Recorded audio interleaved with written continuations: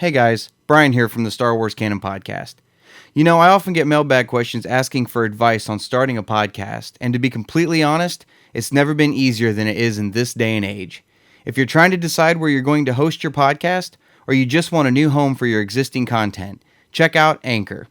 Anchor is the fastest and easiest way to produce and distribute your content to Spotify, Apple Podcasts, Google Podcasts, and many more. Its easy to use creation tools help you record and edit your podcast all in one place so it sounds great.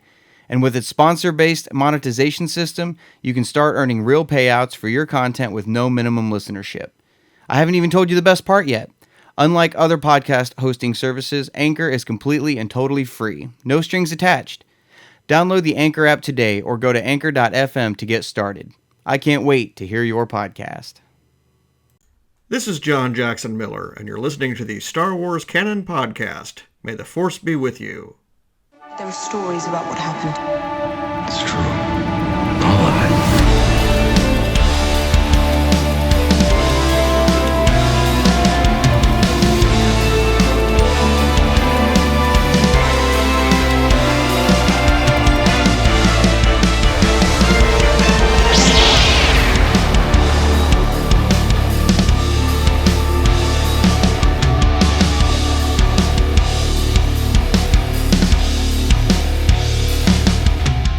Hey everybody, welcome to this episode of the Star Wars Canon podcast. I'm your host, Brian Miller, and I'm so glad that you've decided to join me this week yet again to talk about our favorite thing in the world, Star Wars. I've got to tell you, I've got a hell of a show lined up for you guys this week.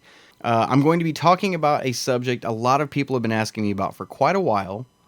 I'm going to be ranking the canon novels from worst to first. Now, I did do a video of this about a year ago, but it does need some updating. We've had several novels come out since then, and a lot of people have been asking for an updated version of it, so that's what we're going to be doing this episode. But before I get into all of that, I wanted to let you guys and gals know that the Star Wars Canon podcast is now available, not only here on YouTube, but also on Anchor.fm, Spotify, Apple Podcasts, CastBox, and I think Stitcher was the last one so far. I put out an announcement last week saying that the podcast will no longer be on YouTube. That was an error on my part.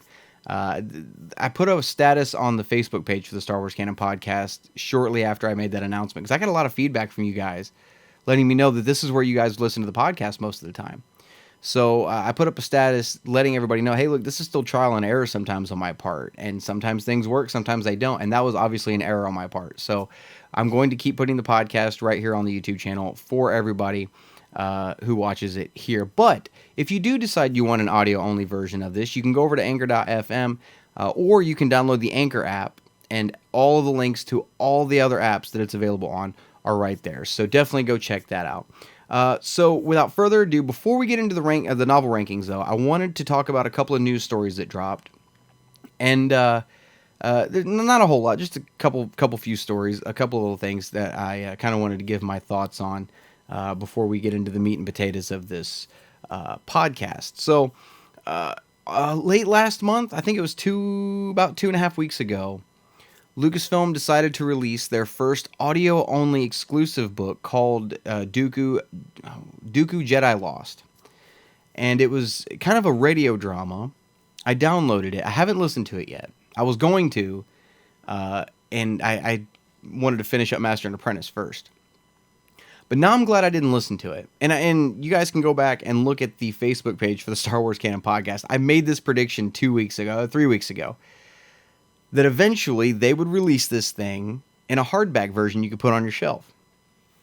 And the biggest problem I had with this audio exclusive thing was that I knew that they were going to end up doing that, and I was going to have to buy the same product twice, just in two different mediums. And it looks like that they are releasing this in a hardback form in October. I think it's up for pre-order in the UK right now on Amazon. So my thoughts on this, I haven't listened to the Dooku Jedi Lost yet, but I've heard great things about it so far. But I think now I'm going to hold off on it. I'm not going to listen to it yet. I think I'm going to wait until I can get a hardback version of it. And I want to, for the first time, listen to the audio version of it while reading the book. I'm more of I'd rather have the physical copy in my hand, or I'd rather have the actual book in my hand and read it than to just sit and listen to it. I'm not a big audiobook fan. But some of the previews I've listened to, and I think I listened to like the first couple minutes of an excerpt from the book that I found online, and they've got the music, they've got the sound effects, the voice acting for Dooku is kind of weird. It's not the same guy that voices him for Clone Wars. I don't know why they wouldn't have done that, but I think I'm gonna wait and listen to this audiobook with the book in my hand. I'm going to try that for the first time, and if that is an experience that I really, really like, I might do that from now on. Get the audiobook and the hardback and sit down and do both. Coming from the same guy that was just bitching and complaining that he had to buy the same thing twice, right? But yeah, they are going to be releasing this in a hardback form. Now, the audio version of it is like 6 hours. I think it's 6 hours and 21 minutes is what I had it at. Which means you could probably, if you're a fast reader, you could read it in probably 6 hours. So I'm going to sit down and do this in October, hopefully before the baby gets here, fingers crossed. And I'm going to see if I can try this. And I'll let you guys know then my thoughts on the story. That's going to be a review that's going to be quite a bit later than it should be. But I'm going to try it that way. I'm going to give it a shot. So the big news this week, though, that I know everybody is talking about, a couple weeks ago we found out the next Star Wars films are going to be released in 2022, 2024, 2026. And those are the next Star Wars films coming after Episode 9. Immediately, everybody started trying to figure out, is it Rian Johnson's trilogy? Is it Benioff and Weiss's trilogy? And then there were arguments online starting about how, if this is Benioff and Weiss's trilogy, then Rian Johnson's trilogy isn't happening anymore, even though the week before they said the Rian Johnson trilogy would be released in tandem with Benioff and Weiss's trilogy. Rumors started flying like crazy. And I remember on last week's episode, I thought and I predicted that this was going to be a Benioff and Weiss trilogy. And it turns out that is the case. This is going to be the next trilogy we get started, and it won't be until 2022. No word on Rian Johnson's trilogy yet. It's still happening. Whether you love Rian Johnson or not, love it or hate it, he's still getting a trilogy. All right, and I saw somebody online talking about how did they say it? Oh, I don't want to have to go sit through a Star Wars movie that's butchered by Rian Johnson. Then be an adult and don't go. That's all you got to do. So, but there's something else too that it's a caveat that comes along with this subject, and I hate talking about this stuff. Benioff and Weiss are now becoming the new Rian Johnson. And what I mean by that, last week I said I thought it was funny how before Episode 8 ever came out, that Rian Johnson was being heralded as, oh my God, I can't wait to see what he does with Star Wars. This is going to be an amazing Star Wars movie. He's such a great director. This is going to be awesome. And then he delivers The Last Jedi that a lot of people didn't like, and now he's the scum of the directing universe, right? Benioff and Weiss are now finding themselves in kind of the same boat, and they haven't even started their Star Wars project yet. A lot of people are upset with the last season of Game of Thrones. So I don't even know where this is going to end up going. It's no matter what, people are going to bitch and moan about anything, and it's Lucasfilm went out and got some of the greatest directors they could think of. Benioff and Weiss, right? Everybody loved Game of Thrones. 3 weeks ago, everybody loved Game of Thrones. And now, all of a sudden, they're the scum of the directing earth. They're ruining Game of Thrones. I can't figure it out. No matter, it's like Lucasfilm can't win for losing. Damned if they do, damned if they don't. But anyway, I digress. They did come out and announce. I think it was Bob Iger actually during a conference call came out and said that the next films were going to be the Benioff and Weiss trilogy, which I'm still convinced it's Old Republic. I'm convinced at this point. What else would it be? I'm so cocksure that this is going to be Old Republic. I'll give up my paycheck. I don't care.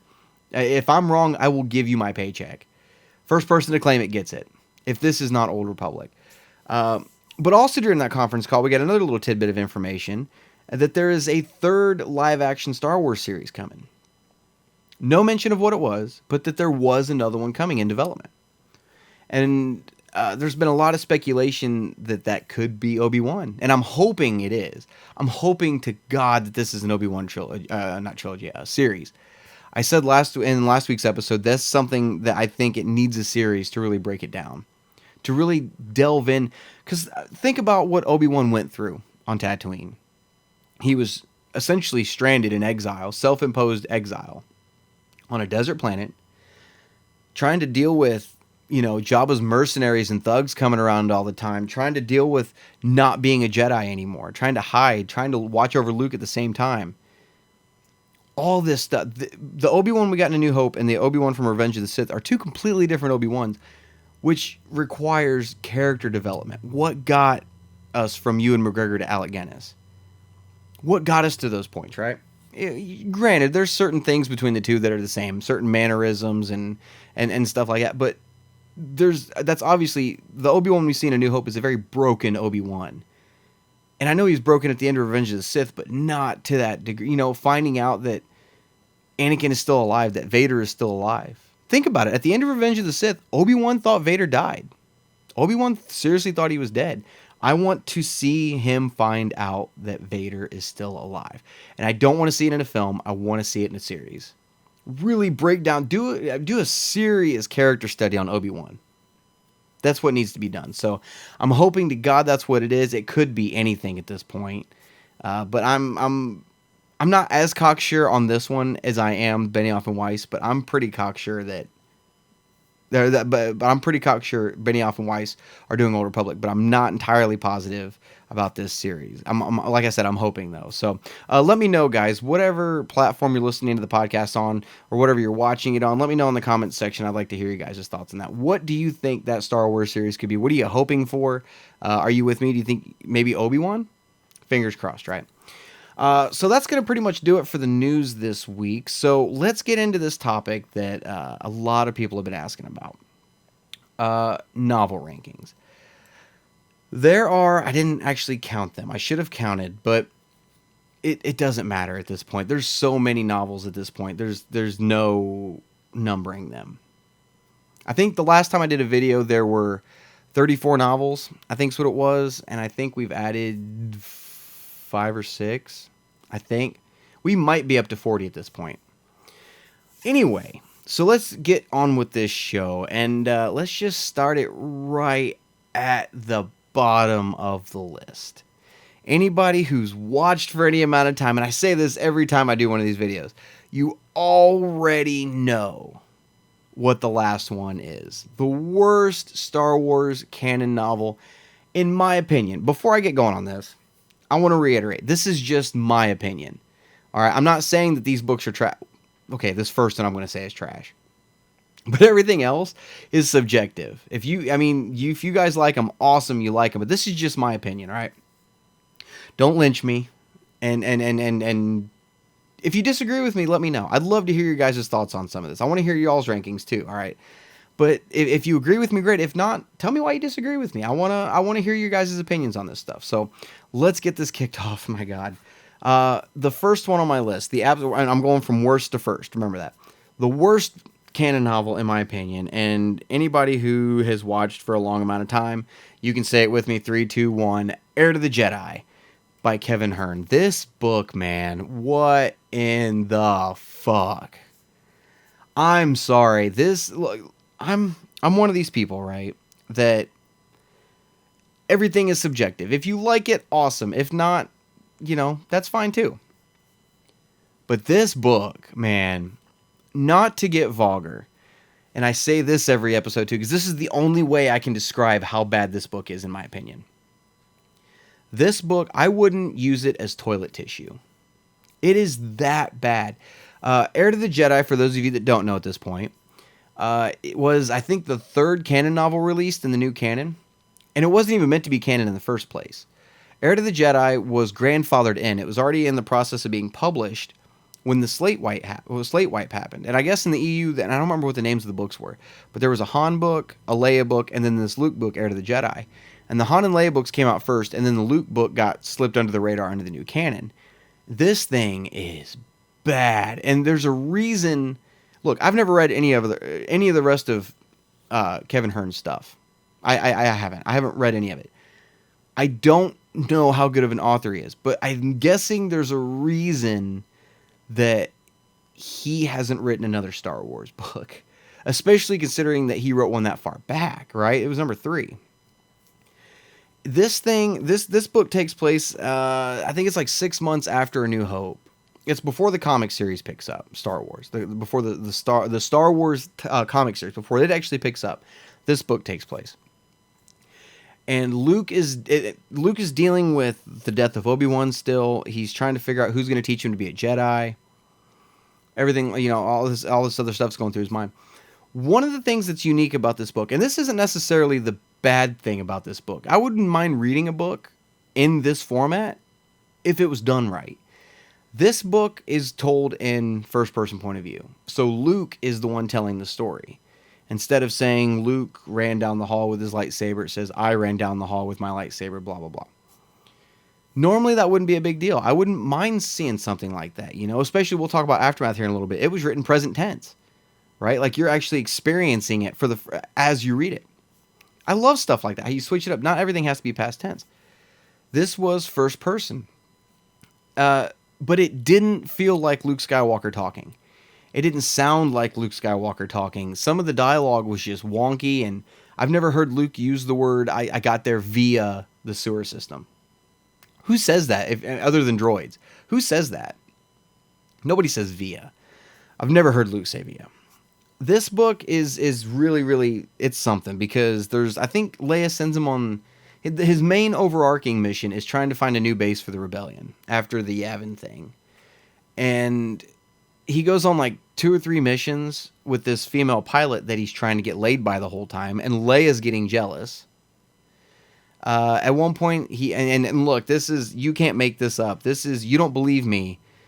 Ask some other people who've read this book. This is serious. This seriously happens in the book. Luke walks in on aliens pleasuring themselves. What? It's just why, and really the only cool thing that happens in this book, and I say this every time too, everything I say about Heir to the Jedi is pretty much copy and paste at this point, because there's nothing else to say. But the coolest thing about this book is that he ends up getting to I think it's this tomb of a Jedi. He's talking to this woman whose father was a Jedi. And she tells him, you can desecrate that grave and take his lightsaber. I don't care. So Luke takes his lightsaber, takes this ancient lightsaber, and he's fiddling with it, taking it apart, learning how to build a lightsaber. That was pretty much the only cool part about it. Everything else in this book is just, why? What in the hell was Kevin Hearn thinking writing this book? What the hell was Kevin Hearn thinking? So look, and I'm not going to tell you guys not to read this book. I'm not going to tell you that. You guys can go pick it up and read it. But it's bad enough in my opinion. I don't want it on the shelf. And if it's been the bottom of my list since 2015 when it came out, that's saying something. There hasn't been anything that has dethroned this thing from the worst yet. There's been a couple here. We're going to talk about them here in just a few minutes. There's a couple here that have come out recently that were close to dethroning, but didn't quite do it. So if you guys want to go check out Heir to the Jedi, that's on you. I'm not going to tell you not to. And who knows? You guys might like it. You guys might decide, well, let's just see how bad this really is. And you might read through it and be like, this is great. This is my favorite novel. If that's the case, great. I'm not gonna take that from you. But in my opinion, this thing is abysmal. And I honestly, if I was in charge of the story group, this thing would be stricken from canon. I'm not even playing, man. This thing is really. I've been so tempted not to put it on my canon shelf, but I know my OCD is going to end up kicking in. I'm going to have to put it back. So, Heir to the Jedi. That's the very bottom of my list. That's it. Cut and dry. That's it. The next worst one on my list, moving on up to the front, or to the best, to the top of the list, is a novel that came out here pretty recently, actually, within the last year, called Last Shot by Daniel Jose Older. Last Shot is a Han and Lando book. It came out around the same time as all the novels and everything around the Solo A Star Wars Story era, with those novels coming out. Came out about that time. Was it about a year ago? Yeah, it was about a year ago. And like I said, it's a Han and Lando novel. Normally that would be great. And there's a couple things about this book that stood out to me and whatnot. The biggest thing about this book is it switches time periods. It time jumps between 3 different times without warning. And it switches between Lando before the events of Solo. It switches to Han after the events of Solo. And then it switches to Han and Lando after Return of the Jedi. It keeps switching between these, and then once in a while you get a chapter about the villain thrown in, which we'll get to the villain in a minute, but holy crap. But this book, it randomly jumped around, and it got to the point where when I'd start a new chapter, I'd be like, okay, we're doing this now. I had to go back to the end of the last chapter from that time frame and reread the last page or two just to remember what had happened to go into this section. That was one of the things that just didn't do it for me for this book. And time jumps, if they're done correctly, they're great. But it was just too over the top. Some of these chapters, it would switch back to a time period for a page and a half, and then switch back to the same time period you just left. It would have been a lot better had they written this book in 3 parts, and it would have been Lando, Han and Lando. It would have made a hell of a lot more sense that way.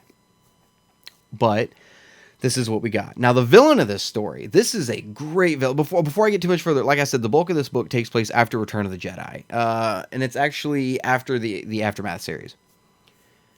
And the villain of this story that is all the way through all the time periods, I don't remember what his name is. I have to look it up. But he's essentially a Star Wars Frankenstein, Dr. Frankenstein. He's taking organic beings and combining droid parts with them to make these cybernetic creatures like Wookiees, like cybernetic Wookiees. Are you kidding me?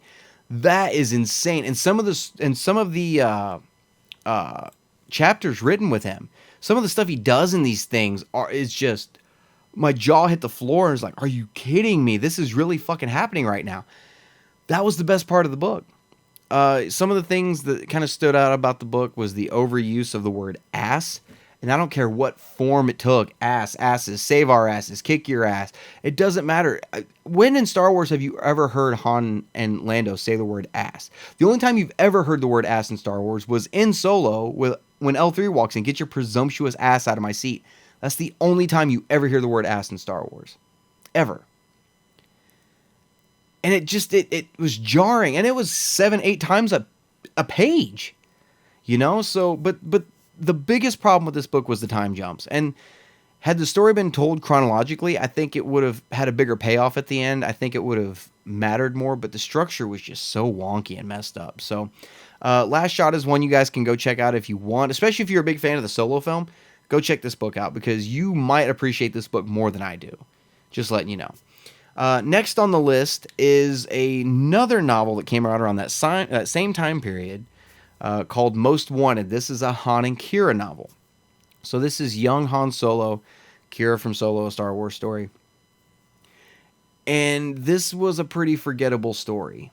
This is one that kind of leads up a little bit into Solo. Not necessarily right up to it, but it's essentially Han and Kira falling in love. At the beginning of this book, they hate each other's guts. And they team up to go, on this mission, this kind of I don't really want to say murder mystery, but they end up, it's almost like a Da Vinci Code kind of story. And Tom Hanks is Han Solo, and the girl from Da Vinci Code, I can't think of her name right now, is Kira. You know what I mean? And they're trying to run and solve this mystery before they get pinned with it. That's essentially what it is. And it's not the greatest at all. Some of the writing was pretty wonky, and like I said, it was a very forgettable story. To be honest, I don't remember half of it, to be honest. So, and it was written by Ray Carson, which is weird because everything else she's written in canon, I think she did a short story and from a certain point of view, and there was another thing. I've liked her writing in other stuff, but this just didn't work for some reason, in my opinion. So, you can go check that one out. It might be worth the read for you. It might not be, in my opinion, not so much. There's nothing really galaxy shattering in the book that you have to read it to know what's going on in the larger universe. So, Most Wanted is third from the bottom of my list. The next novel, moving towards my favorite, is Aftermath by Chuck Wendig. This is a novel that takes place immediately at the end of Return of the Jedi.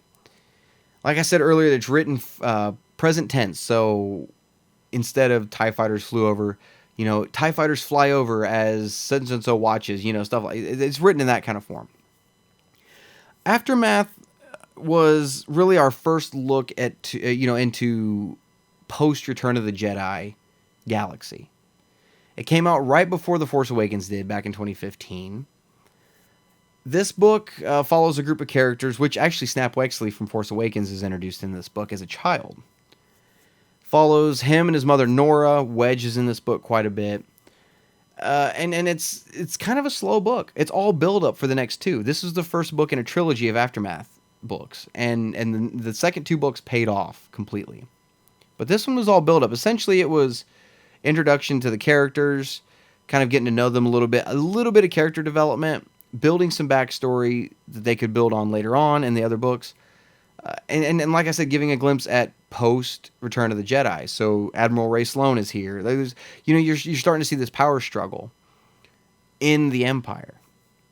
It's an all right book. It's not bad by any means, but it's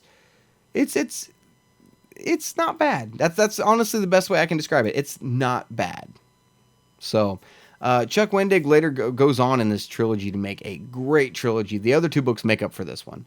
So if you want to sit down and read the whole trilogy, it's worth powering through this book to get to the other two. And we'll talk about the other two here in a little bit. They're obviously a lot closer to the top of the list for me. So Aftermath by Chuck Wendig. Go check that one out if you're interested in that trilogy. Next on my list is this one. I thought about putting this one before Aftermath on this list, but the only reason it squeaked by and got in front of it is because this is the official novelization of The Empire Strikes Back right now. And it's called So You Want to Be a Jedi. It's by Adam Gidwitz, I think is how you pronounce his name. This book is something. Let me tell you. Now, this book is written in a way I have never seen a book written in before. And it's telling the story as though you, the reader, are Luke Skywalker experiencing this story. So instead of saying Luke dove off the Tauntaun, it says you dive off the Tauntaun. You get what I'm saying? That is the kind of form this book takes. But it's really geared towards children. I mean, really, really over the top geared towards children. I had to power through this thing. It was all I could do to read this book. Some of it was just so eye-rollingly bad that I don't know. It's just, but like I said, the only reason it squeaked by Aftermath is because this is Empire Strikes Back. In between chapters, there's a little like interlude, I guess you could say. Kind of a lesson on how to be a Jedi. Close your eyes and breathe. It's breathing exercises. It's yoga for children. So that is next on the list. There's really not a whole lot more I can say about it. And because of this book, Space Cake is now canon. Yeah, that's a thing. So moving on to the next one, I'm going to get through these next few as quick as I can. Moving on to the next one is in that same vein of books.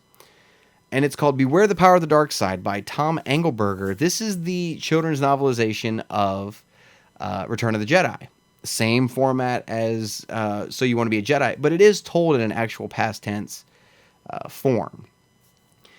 But to give you an idea on how childish this book is, and to give you an idea whether you feel like you want to check it out, the very first line of the very first paragraph of the very first chapter is two droids walking through the desert. I know it sounds boring. Don't worry, it gets better. That's word for word what it says in this book.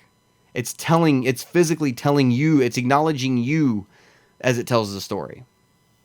And like I said, there's nothing remarkable about it. It's just the novelization of Return of the Jedi. That's literally all it is. So it's this far down on the list because of some of its writing.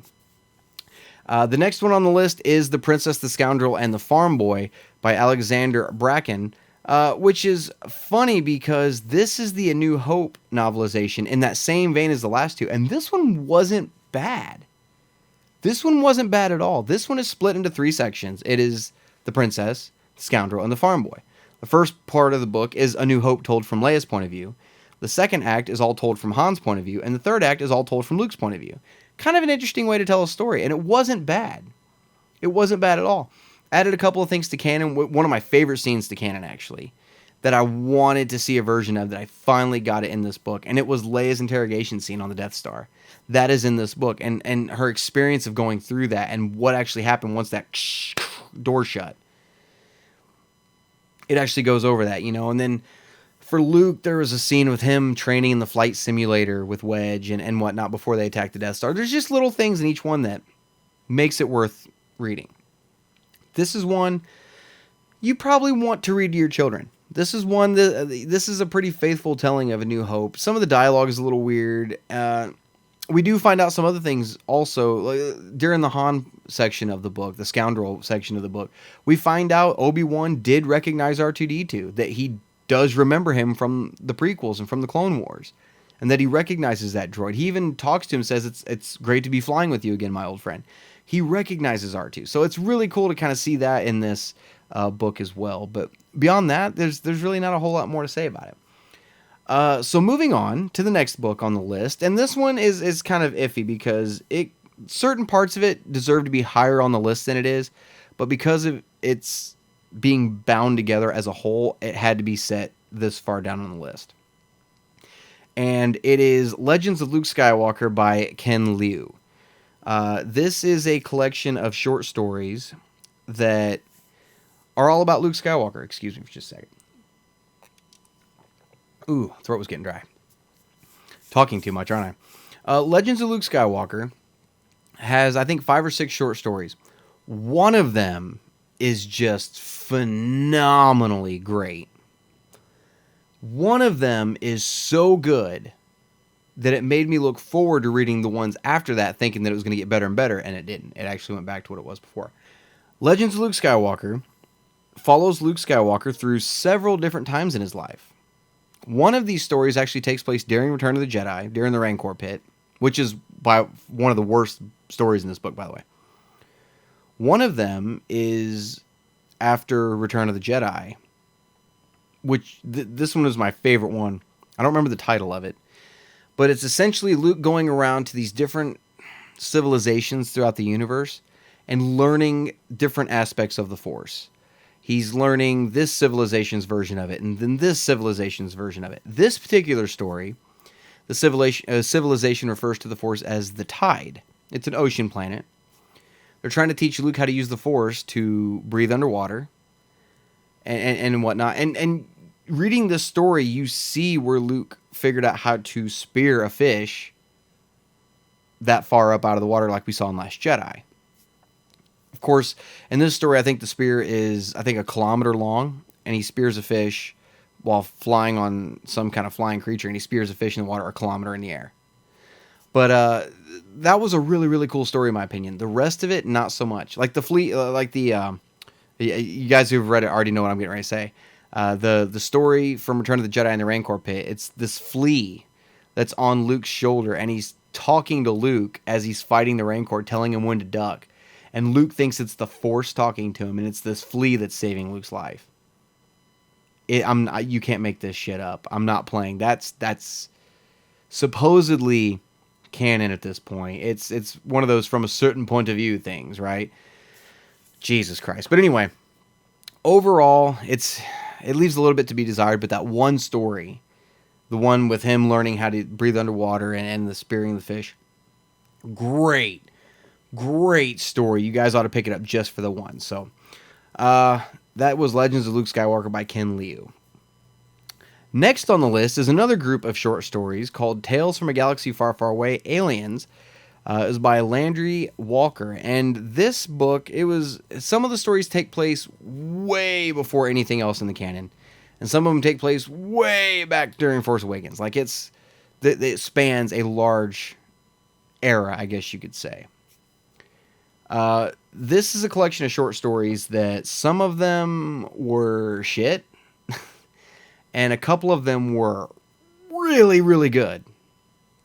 One of the shit ones, I'll get the crappy stuff out of the way first. One of the shit stories in this was Unkar Plot on Jakku falling in love with a webcam girl hologram thing, I guess. But that really happened. But one of the great ones, there's a story in there called the Crimson Corsair and the Lost Treasure of Count Dooku, something like that. And we saw the Crimson Corsair in The Force Awakens, in Maz's castle, the red masked alien that Finn was going to hitch a ride with. That's the Crimson Corsair. And this story follows him and his crew. And this story makes everything else worth it. Trust me when I tell you that. It makes everything else worth it.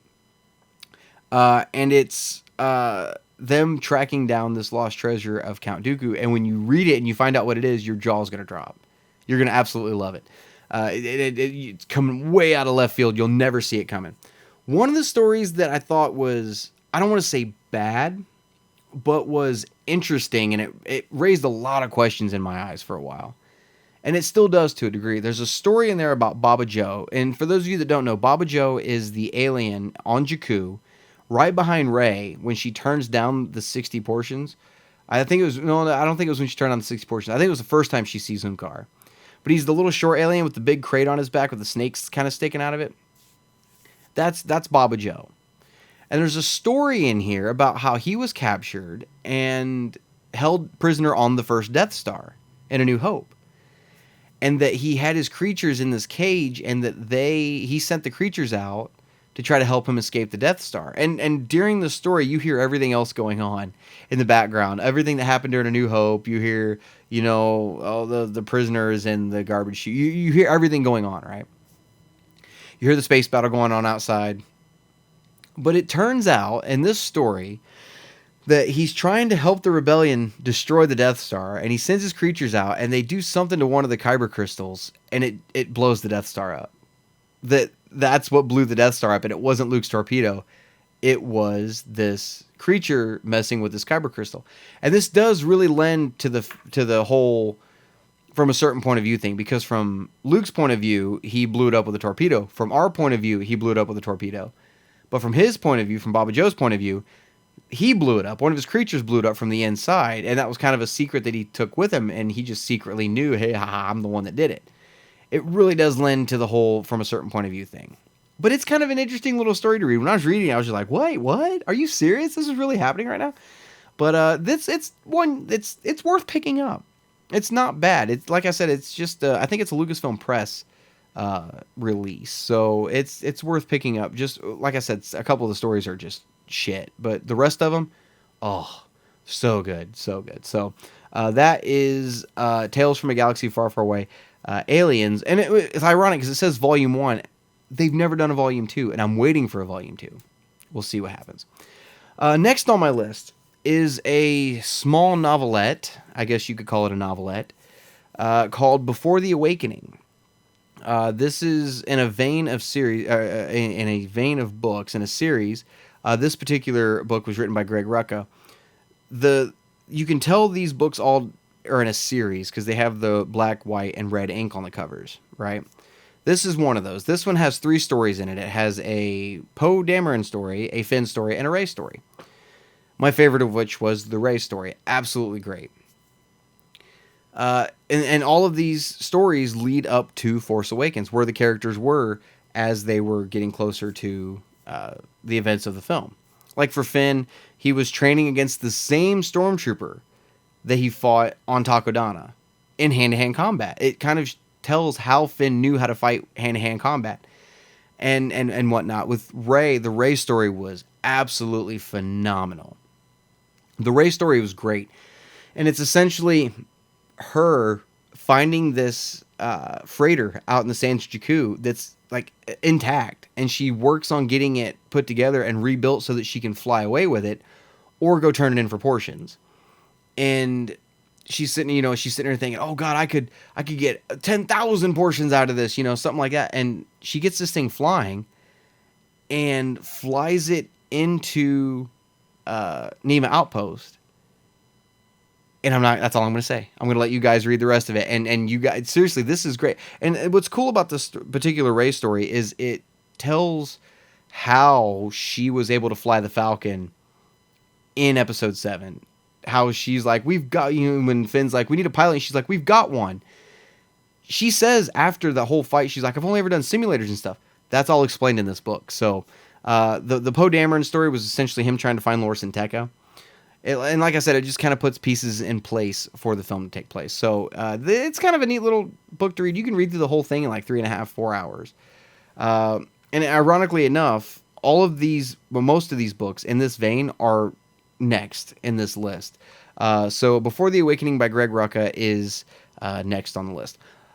Next after that is The Weapon of a Jedi by Jason Fry. This is another one of those black and white and red covered novelettes. And this book is what Heir to the Jedi should have been. This is The Weapon of a Jedi. This is what it should have been. This is a Luke Skywalker story. As a matter of fact, it takes place immediately after Heir to the Jedi. So you read Heir to the Jedi, you can throw it away and then pick this one up, and it's going to fix everything. This is a story that it was really cool to kind of see how Luke was growing a little bit. And learning how to use his lightsaber and kind of the lengths he was willing to go through to make it happen, and how to learn to use his lightsaber and whatnot. And it introduces a character called Sarko Plank, who I assume is a bounty hunter. This is a character we've never seen again in any kind of canon as a character that had anything important to do. They're in the Sarko Plank is in the background on Force Awakens. They made a Lego character of them for the Lego Force Awakens game. And that's really about it. And I think they made an action figure of him. Other than that, we've never heard the name Sarko Plank again. Never. And no novel, no comic book, nothing. He's never been mentioned again.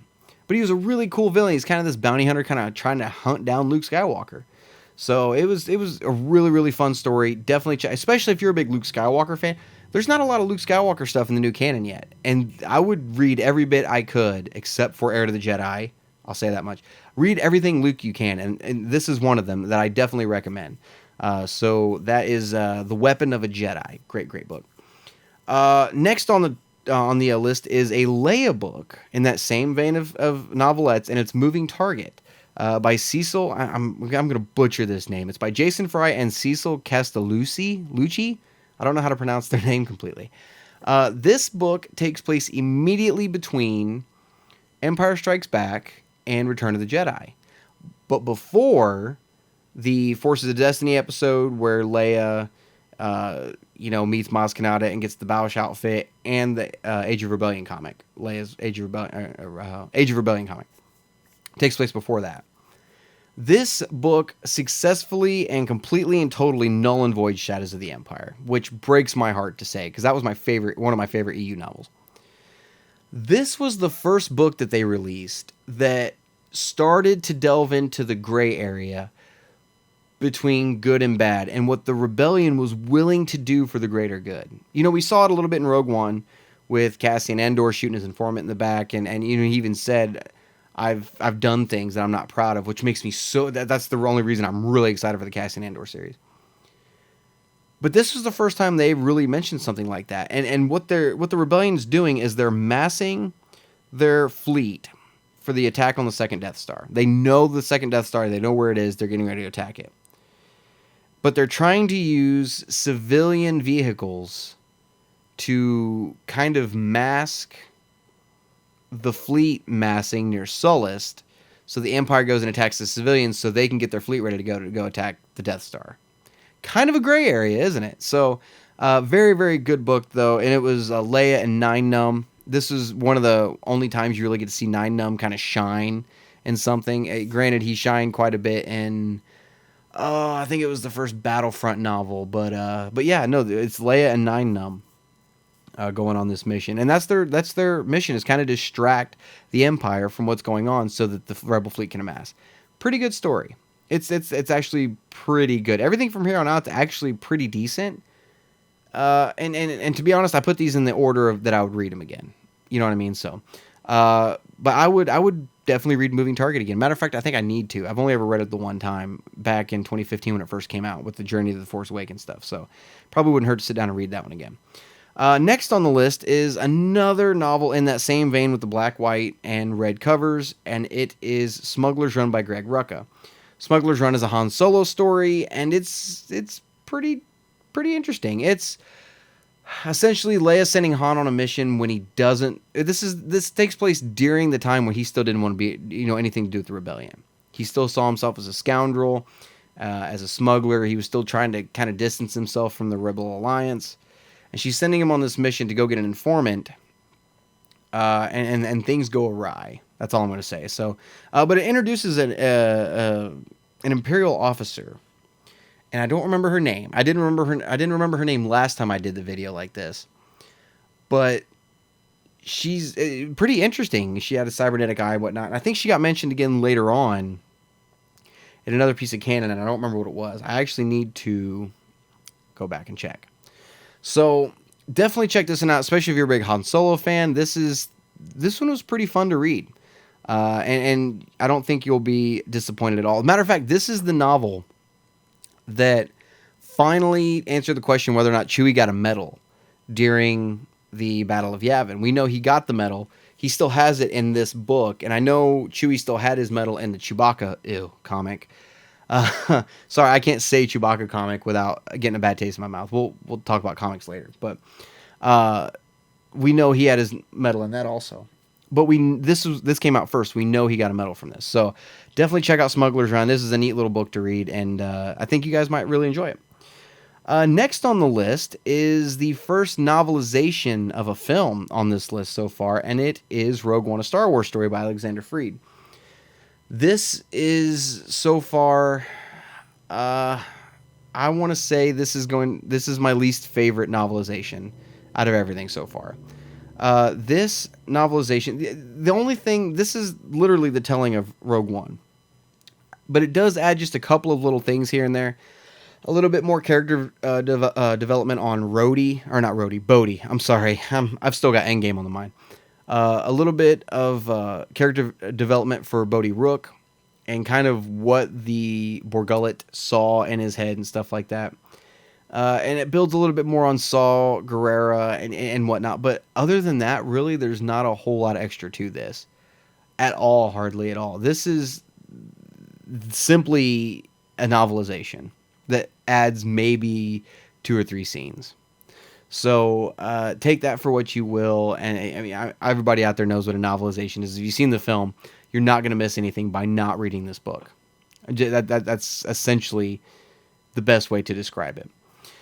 Next on my list is one that I was really hoping would be higher on the list and better than it turned out to be. It wasn't bad by any means, but it wasn't as high on the list as I was hoping it would be. And that is Phasma by Delilah S. Dawson. Phasma is obviously the backstory, the origin story, if you will, of Captain Phasma from Force Awakens and Last Jedi. And I really wanted to know more about Phasma. I wanted to know, because she wasn't utilized much at all in the films. And I wanted to know more about her. And now that I know more about her, I'm a little let down by the character, to be honest. It was still a decent book to read. But it's just the story itself. Sometimes it didn't even feel like a Star Wars book. To kind of give you guys an idea, Phasma is from I guess you could say, a primitive, almost Viking-esque planet where she was going to be in charge of this tribe. She had bigger ideas and ended up leaving, getting picked up by the First Order.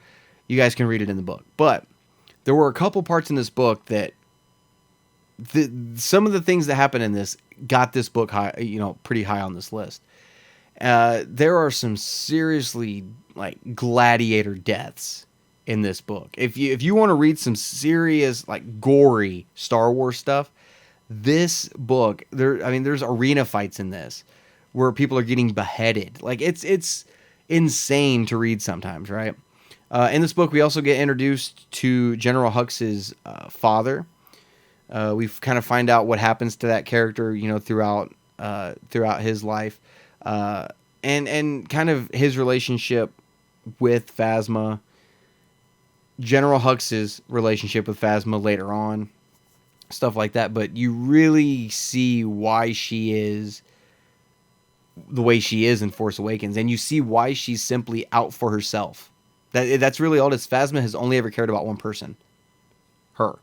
So this is actually kind of a fun read. It took me a little while to get through it because I wasn't expecting the whole Viking kind of feel to Star Wars. And to be honest, this doesn't feel like a Star Wars novel It feels like Star Wars for maybe 15% of the book. The rest of it doesn't feel like Star Wars at all.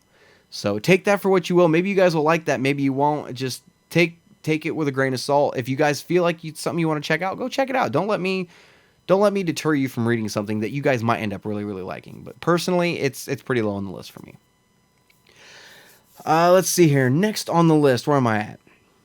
Next on the list is an interesting project that Del-Rey released. And it's called From a Certain Point of View. This came out for the 40th anniversary of Star Wars, and the way they celebrated it was with 40 short stories summing up A New Hope. Sounds cool, right? And it is cool. I mean, there's several stories in here that are actually a lot of fun to read. The first one, called Remus. God, this is the story that bridges A New Hope, or bridges Rogue One to A New Hope, and it's from the point of view of Remus and Tilly's on the Tantive 4. And there's like an hour there. They were in hyperspace for like an hour, and it explains why they had to come out of hyperspace and everything like it. And it leads right up to his death, like in A New Hope. Because spoiler alert, Vader chokes him to death in A New Hope at the beginning. It leads right up to that moment, and it's so cool to see his relationship with Leia, to see Leia dealing with everything in between Rogue One and A New Hope and whatnot. And that's just the first story in the book. Everything else, as you go through the book, the story of A New Hope is told, but from everybody else's point of view, from background characters.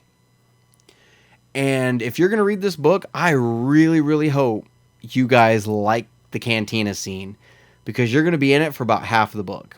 Half of this book, I need to count how many stories. I'm going to say somewhere between 13, 14, 15 of these stories are all in the cantina from different points of view of things that happen in the cantina. And some of them you don't give two shits about. Some of these stories make no sense at all, and why they're even in this. They're just characters from A New Hope from the background.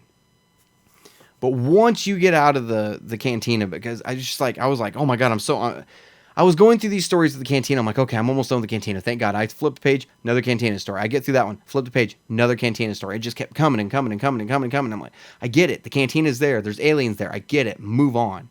And I know that put a lot of people off the book. But once you get through those stories, it gets back to being Star Wars again. So this is, like I said, this is 40 short stories by 40 different authors. And some of these stories are absolutely phenomenal. You know, especially authors that we all already knew and loved, right? It's the authors that we clamored, like Claudia Gray. Claudia Gray is heralded by some, by a lot, by most, to be the queen of Star Wars canon. Timothy Zahn will always be the king. But I say he's the king, she's the queen. And when I found out she had a story in this book, I was so looking forward to this story.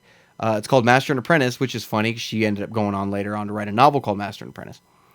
And it's a story between Obi-Wan and Qui-Gon. And Qui-Gon's Force Ghost comes to Obi-Wan on Tatooine while Luke is going and finding his aunt and uncle barbecued. That happens in this. So it's a great little conversation between Qui-Gon and Obi-Wan, and it was absolutely fun to read. Pablo Hidalgo has a story in this. There's so many things in here. There's little nuggets here and there that you're going to find something that you're like, oh, I didn't know that. Oh, I didn't know that. But like I said, I really hope you guys are ready for some serious cantina action, because that is just the bulk of this book. And it almost made me put it down. It almost did, but it didn't quite kill it for me. Close, though. But definitely go check out that. Even if you want to pick it, it's worth picking up just to kind of pick through some of the stories. It really is worth that. I'll say that much. Next on the list is another one of the novels in the black and white and red covered vein from the other four I mentioned earlier. And it is called, I just lost where I was. It's called Cobalt Squadron by Elizabeth Wein. This is a story that takes place during The Force Awakens. It's a Rose Tico story. It's a Rose and Paige story. And it leads right up to the events of The Last Jedi. And it's not a bad story. The only reason it's this high on my list is because I actually enjoyed parts of it. The structure of the book was all right. The main plot was all right. Some of the details in it were a little, but for the most part, it was an enjoyable book. I know Rose is not a favorite character of anybody, or hardly any of the fans, really. But this book really does build on her quite bit more. You see that innocent Rose. You know, I mean, because if you look at Last Jedi, Rose kind of went through this character journey of going from this innocent, stars in her eyes kind of girl of seeing heroes of the Resistance to seeing what the galaxy was really like, being in the meat and potatoes of everything and the heat of the moment, and getting captured and having to deal with all this stuff, up to, you know, and I know some people out there hate it, but trying to sacrifice her life to save somebody else, right? And I'm sure in episode 9 we'll get a different version of Rose again, right? A more older, mature version of Rose. But this is that kind of idealistic, starry-eyed Rose, where she still has her sister with her. She's not depressed and crying in a pipe room somewhere. But this story is essentially, it centers around the bombers that we see in Last Jedi, and explains why the bombers weren't there for The Force Awakens. You hear about the events of The Force Awakens in the book happening. Amy Lynn Haldo makes an appearance in the book, and essentially tells them to get ready for the evacuation of Dakar, which is what we see in Last Jedi, the beginning of Last Jedi. So I know for some of you guys this might not be very high on your list, especially some of you guys that really hated Rose. It's a little higher on my list. You'd almost have to read it to understand where I'm coming from with this. So I'm going to leave it at that. So that was Cobalt Squadron. Next on the list is a novel that just came out very recently. As a matter of fact, well, I was going to say it was the last novel that came out, but it wasn't. 2 novels ago, we got Queen's Shadow by E.K. Johnston. And Queen's Shadow is a Padme Amidala story. Takes place about 4 years after Episode 1. Padme is her term of queen is coming to an end. And a new queen is being elected. And it's her passing the torch to this new queen. It's not the queen from episode 2. That queen came after this queen. I know, it's kind of confusing, but and it's her passing the torch, and this story centers heavily around her and her handmaidens and kind of their relationship, and her and Sabe, who was Keira Knightley's character in Phantom Menace. It talks a lot about those characters and how close they were, and you know, kind of what they dealt with after the events of Phantom Menace. Captain Panaka is there, and some of these other characters that we know from episode 2 are introduced, kind of like Captain Typho, you know, which was Captain Panaka's nephew, stuff like that. They're introduced, and like I said, this is, you know, we know from episode 2 that Padme tells Anakin, when the queen asked me to stay on as senator, I couldn't refuse her. That's in this story. The queen, that was her first action as new queen, was to ask Padme to stay on as senator. And Padme had all these plans of stuff she wanted to go out and do in the galaxy that now she couldn't do because she couldn't say no to the queen to be senator. And so she sends Sabe out to do this stuff. And what she asks her to go do, you guys are going to love this. I'm not going to tell you what happens, but I will say this much. Shmi Skywalker gets a name drop. And it's great. It's absolutely great. So this book is actually pretty cool. Like I said, it's a character study on Padme and her handmaidens. And you learn some little things about Padme in this book, and about being the queen of Naboo in this book and whatnot. You know, certain things that I guess would make sense being there, but you don't think about, like her dresses having escape hatches on them so she can just duck out and run and leave the dress kind of standing there if she had to. Stuff like that, little details you never would have guessed. But this book essentially follows Padme as a senator, and it's called Queen's Shadow. She's trying to convince everybody, she's trying to prove to everybody that she's not the queen anymore, and that she can step out of that role and just be a senator, and try to get people to look at her as a senator and not as a queen anymore, you know, and not as this monarch. So it's this elected monarch, I'm sorry. And it's got her first interactions with Bail Organa, Mon Mothma, and kind of how she got into that circle that we knew she was a part of in episode 2, kind of her learning to be a senator and whatnot, and I mean, Queen Breya from Alderaan is in this book. Padme's talking to her. It's just an amazing. This is a great book. This is an awesome book. Not a lot happens in the way of plot, to be honest. Essentially, what this book is Padme going through different situations and different situations of trying to learn how to handle stuff as a senator. And how the politics work and how the bureaucracy works and everything like that. It's not heavily political, but it shows how overwhelmed she was at first, trying to see how everything actually did work. And she was trying to distance herself from the Chancellor, because, at this point it's Palpatine, and she's from Naboo and he's from Naboo. She's trying to keep that favoritism down, right? So it's kind of back and forth on how she deals with things, and there's a lot of handmaiden shenanigans in this book. I'm gonna let you guys know that. So, and there's a part in this book that just made me laugh out loud, and it's the moment. This really isn't a spoiler because obviously everybody knows that he knows about this, but the moment Bail Organa realizes that Padme is using decoys, you can't help but laugh your ass off. It's absolutely great. So that was Queen's Shadow by E.K. Johnston. Just came out recently. You guys should still be able to find this one on shelves very, very close to you. Next on the list is a set of 4 short stories. And I know a lot of people are not going to be a fan of this one. This one is so high on my list because of one of these stories. And this story is so good it keeps the rest of this book afloat. This book is Canto Bight, and it's got 4 different authors, and I don't remember off the top of my head who the 4 authors were. I do know that Ray Carson is one of them. John Jackson Miller was another one, but I don't remember the other 2. But I like the Ray Carson story quite a bit, but the John Jackson Miller story, holy shit. It's called The Ride, and this book, this story is insane to read. You guys, I'm not even going to tell you anything about it. You guys have to go read this one. I know a lot of people weren't a big fan of the Canto Bight stuff in Last Jedi. I get where you're coming from. I understand it. And I think it's funny how people are, oh man, they should have taken all the Canto Bight stuff out. That was a big portion of the movie. It was 11 minutes. It was 11 minutes of a 2-hour movie. It wasn't that big of a portion of a movie. Just wait it out and just stick it out. You get through 11 minutes.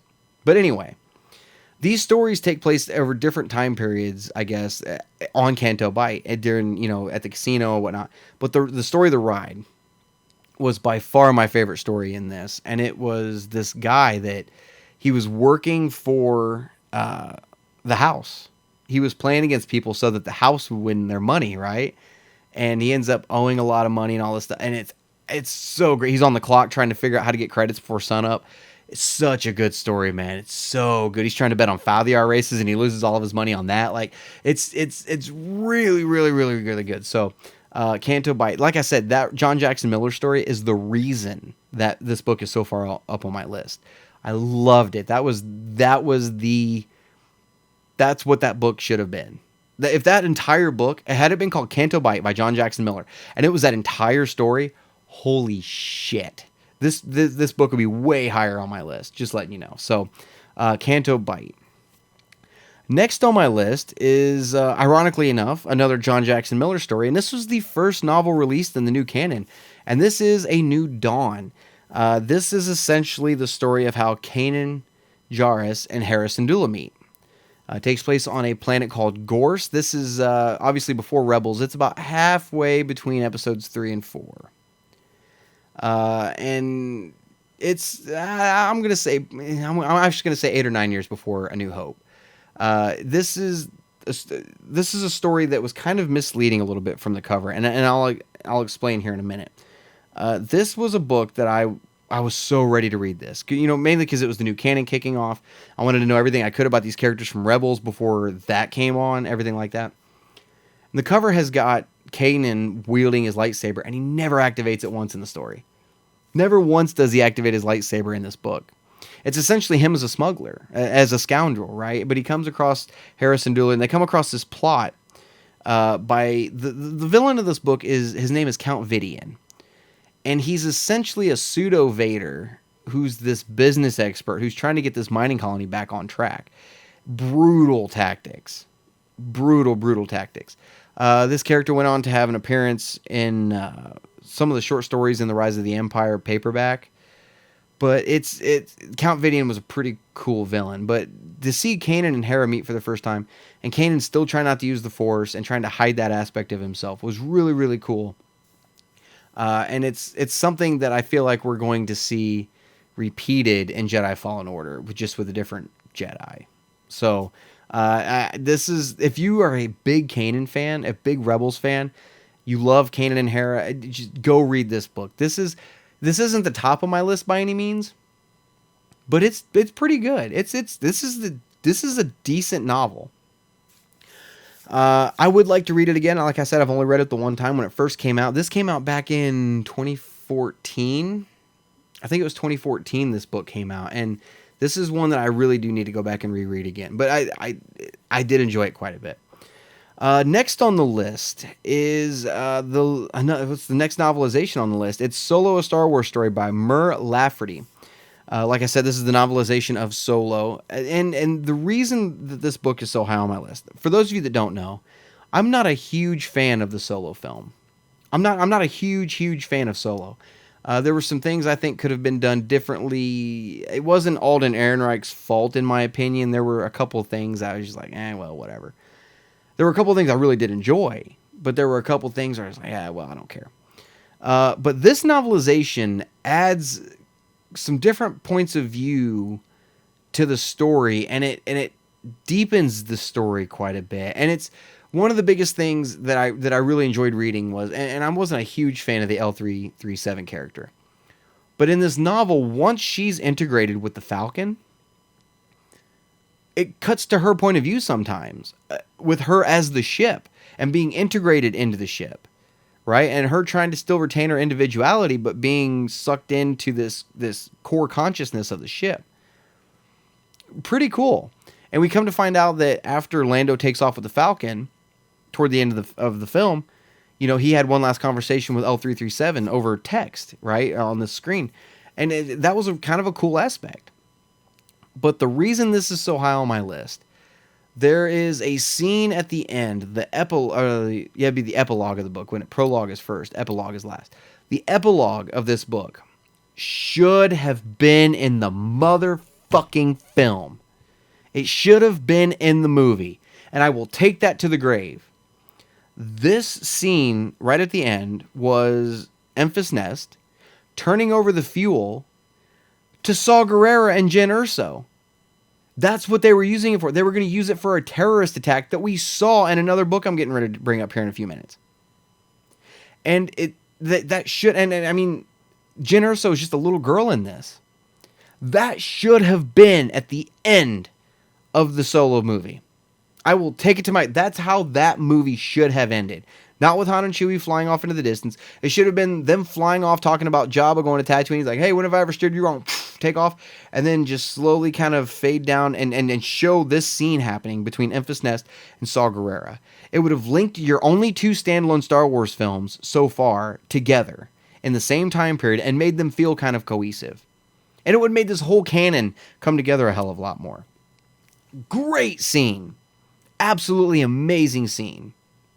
Absolutely great. So, the novelization for Solo, a Star Wars story is that high on the list. And, you also get to see stuff like, the reason Han got sent to Memban, why he got in trouble, why he got sent to the infantry. And he was in flight school. We find out how he got the scar on his lip. Harrison Ford had a scar on his lip. Alden Ehrenreich, they put the scar on his lip. You find out how he got it in this. It's kind of like when River Phoenix in Indiana Jones' Last Crusade, how he hits the whip and he cuts his lip, and that explains how Indiana Jones has a scar. That's how they did it with Han Solo.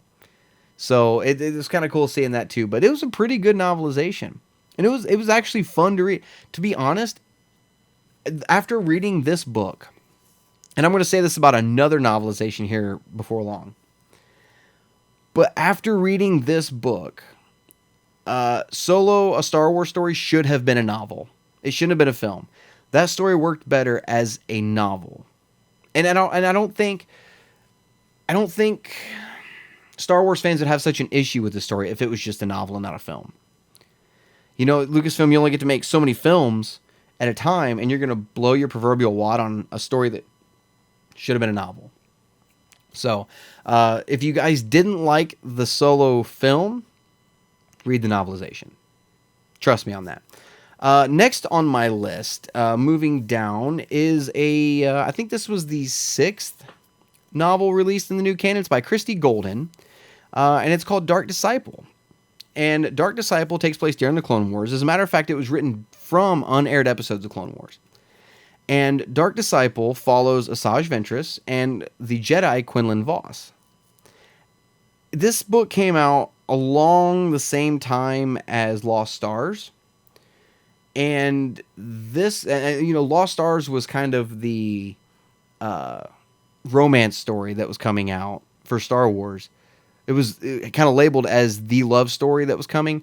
But honestly, this is more of a love story than anything else. And it's kind of weird to say that, considering that I'm talking about Asajj Ventress and Quinlan Vos.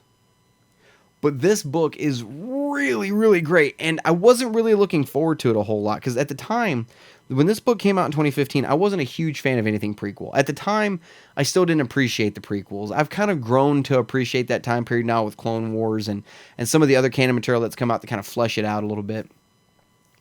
At the time, I wasn't really looking forward to this book. And once I started reading it, I could not put it down. I could not put this book down. I gobbled this book up so fast. So good. You get to see Dathomir again.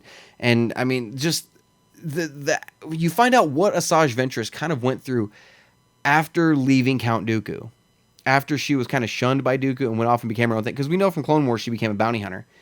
You see a lot of that in this, and you see this mission that Quinlan Vos is going on, and you start to see that gray area I was talking about earlier that the Rebellion was willing to operate in. You see that gray area with the Jedi Order a little bit too, with the mission that they send Quinlan Vos on. Great story, guys. You got to check this one out. You're really, really going to enjoy this one, especially if you are a prequel fan and you grew up on the prequels, and you love Clone Wars and you love Asajj Ventress. Check out this book. Christy Golden did an amazing job with this book, and I couldn't be happier with it. Next on the list is another novelization, and this one is The Force Awakens. Now, I say this with a little bit of apprehension. Force Awakens, I feel like it needs to be lower on my list, but the only reason it's so high on my list is it was episode 7. This is pretty much a verbatim, word for word novelization of The Force Awakens. They didn't add anything to it. They didn't take anything away. I will say this. The only thing they did add, they ended up retconning with The Last Jedi. But the reason I'm going to put this novel so far up is, first off, it's Alan Dean Foster. Who doesn't love Alan Dean Foster? He wrote Splinter of the Mind's Eye. I mean, he was I guess you could say the father of the Star Wars EU, with Splinter of the Mind's Eye. Absolutely, I love him. So, and he holds a special place in my heart as a Star Wars author. But this novelization, this is a fun book to read. Like I said, it doesn't really add anything to the story or take away, but just to kind of read through it and kind of the pacing of how he writes certain scenes, it boom, boom, boom, boom. You go right through it, and it's kind of fun to read, And even if you hadn't seen the film yet, and you read this book, you can sit here and picture all this happening with how descriptive he is and whatnot. So, like I said, you're not going to miss out on anything by not reading it. I will say this, though. If you pick up the paperback version of it, there's a short story in there called The Perfect Weapon. And I don't remember who wrote The Perfect Weapon, but it's a Bazine Nettle story. Bazine is the character from Force Awakens who, she was in Maz's castle. She's the one that walked away and informed the First Order that BB-8 was there. That's Bazine Nettle. And it's kind of an interesting story. I think that story is, there's no confirmation, but I think that story is her getting Darth Vader's helmet delivered to Kylo Ren. You read the story and you let me know. But if you're going to pick this up, and if you're not interested in the Force Awakens story aspect of it, pick up the paperback so you get these extra little short stories and read those. So, but The Force Awakens is next on my list, and mainly it's because of Alan Dean Foster. He has everything to do with this book being as high on my list as it is. Next on my list is a kind of a smaller novelette, I guess you could call it. It was kind of a young reader. This book is called Guardians of the Whills. It's by Greg Rucka. And this book takes place right before Rogue One, and it's a Chirrut and Baze story. The reason I really like this book is I really, really liked Chirrut and Baze in Rogue One. They were two of my favorite characters in all of Star Wars, to be honest. But in that movie in particular, loved them. And they had a very interesting relationship. You know what I mean? A lot of people thought maybe they were gay together, just saying that was a thing for a while, but turns out that they're not. They're just really close brothers. They're, part of a brotherhood. Guardians of the Whills, right? And it kind of talks about how Chirrut is still obedient to that order, and Baze is kind of given up on it. And it tells how Baze gets that big ass gun on his back that he has during Rogue One. But it's simply a contained story that takes place on Jeddah, in Jeddah City, that centers around them. Essentially, it's they're trying to get these, I guess you could say, orphans off planet. So it's actually a really, really interesting story. This is one that, even though the book is like that thick, it's a decent read. You guys would really enjoy this story. Like I said, especially if you're a big Chirrut and Baze fan, check out this book. And it's easy to find. You can buzz through it in no time. Definitely check it out. It does build quite a bit on those characters, to the point where when you watch Rogue One now, you're going to really, really have a new appreciation for them, especially considering what they're willing to go through to help other people. So definitely check that out. Next on my list is Battlefront Twilight Company by Alexander Freed. This was the first Battlefront novel that was released. It has nothing to do with the video game Battlefront. Nothing at all. Can't say that about the second one, but this book has nothing at all to do with the game. This is our first look at Star Wars from a soldier's point of view. This came out before Rogue One did. This is our first look at a soldier's point of view of Star Wars, which I really, really dig. I will say this much: the first part of this book is really slow. It is so slow, but it picks up, and when it picks up, I mean it picks up. When you finally get to the Battle of Hoth, from the soldier's point of view in this book, it's about halfway through the book. Holy shit. This thing takes off, and it is great. This is a great book. This is one that I was really looking forward to, and at first I thought I was going to be let down. But then when I got to that point with that Battle of Hoth, soared for me. I was really looking forward to this book. After being in the military myself, anything that really has to do with a military point of view, and especially in a world or in a universe of something that I love so much like Star Wars, this is something that I was really looking forward to. And to be honest, by the time I put the book down, I wasn't disappointed. I really enjoyed this book quite a bit. And I can see now why Alexander Freed is kind of has kind of been, I guess you could say, drafted to write anything that has to do with a military point of view from here on out. He wrote the novelization for Rogue One, which was very militaristic book. Sorry, I got tongue-tied. And he's doing Alphabet Squadron, whether I love the title Alphabet Squadron or not, but he's writing the Alphabet Squadron series. So guys, you got to check this one out. This thing, like I said, this thing picks up, and it is gritty. It's war. This thing is like Saving Private Ryan in Star Wars. And you can say that about Rogue One, but you can really say it about this book. This is a really cool book. Next on my list is the third Aftermath book, and this is Aftermath Empire's End by Chuck Wendig. The reason this one comes before Life Debt, and I'll go and talk about Life Debt too, because Life Debt is next on the list. The reason I put Life Debt above Empire's End is Han and Chewie. I'll talk about these two books side by side. Life Debt is the second book in the series. And it takes the characters from the first book, the Nora Wexley, Snap Wexley, Wedge, puts them with Han and Chewie dealing with the Wookiees on Kashyyyk being enslaved by the Empire. Go. Like that's what it is. So there's a little bit of explanation between Han and Chewie's relationship there as well. I think Han has a beard in this I think it's the same beard from Battlefront 2, from him playing the smuggler skin. But he's got a beard in it. And he's trying to get back to Kashyyyk to help Chewie with the slaves. And Han, like I said, Han kind of explains some of the relationship between the two, how Chewie saved him. He was in a bad place. Chewie saved him, stuff like that. But that's where the Life Debt title comes from. But Empire's End is the third book, and I'm going to put Empire's End just below Life Debt. I like Life Debt a little bit better. But Empire's End was the Battle of Jakku. Like Life Debt left off, boom, there's the start of the Battle of Jakku, and Empire's End was literally the Battle of Jakku. I was really hoping to kind of see the Battle of Jakku in a different medium, not just a book. And I know we've seen it in Battlefront, but I mean like an actual, not necessarily film, but I don't know, something where you can actually visualize it. But that's essentially what this book is, and that's why it's called Empire's End. This is the end of the Empire. This is when the Empire actually falls, officially falls, and it's absolutely phenomenal. And it's gory. It's really, really gory. And some of the references in Empire's End you can hear in the Battlefront 2 campaign when you're flying the Battle of Jakku. So it's definitely interesting. And then, like I said, Life Debt is next on the list, and I'm going to place that above simply because of the Han and Chewie aspect of it.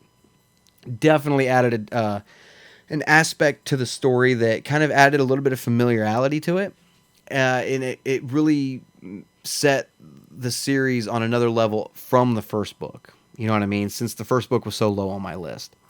Next on my list is a novel that I mentioned earlier that we were going to talk about. This is a book by Beth Revis called Rebel Rising. This is a Jyn Erso story. This story picks up right at the beginning of Rogue One. And it's her down in the cave. Saw Gerrera comes to rescue her.